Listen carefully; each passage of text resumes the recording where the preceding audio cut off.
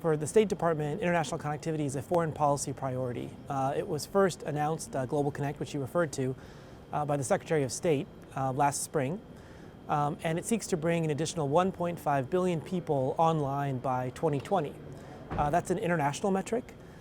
It's a metric that all countries have agreed to, and through Global Connect, we're hoping to give effect to this goal that we all share in three ways. First, we are going to be asking all of the MDBs, all of the development organizations to prioritize capacity building around digital access. Thinking about the internet as just as important or as important as traditional infrastructure like energy, electricity, highways, and ports. The second thing that we're hoping to do through Global Connect is really support innovative industry solutions that bring connectivity to remote areas.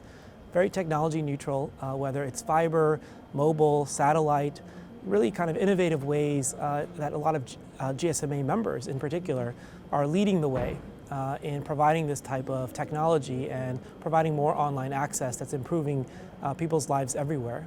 And the third third pillar of Global Connect is we're identifying the types of policies, whether it's spectrum, USF, submarine fiber optic cables, that really can help a country unlock growth. We think it's really important through this initiative to engage with finance ministers, many whom have a lot of influence in their own government, its own budget, but thinking about the internet as a key driver for economic growth, just like they would other aspects of an economy, and realizing the cross-cutting impact that the internet can have across all sectors. You know, having been in this space, in this administration, in the State Department for about 6 years, I'm really pleased with how much activity we're seeing now with respect to international connectivity and the level of commitment we're starting to see emerge. I think it's a relatively recent phenomenon, something that's really only been witnessed for the past 2 to 3 years, really, and it's starting to grow momentum.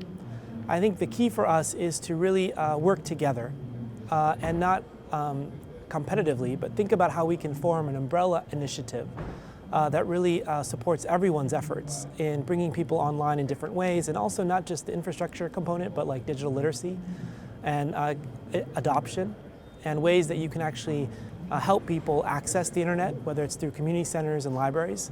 And I think for us, the lesson is it seems that we now have a consensus at very senior levels of companies and governments, heads of state of governments, that this is an important issue for the global community and for us now to work together in really supporting each other's efforts and building momentum as partners and not necessarily as competitors.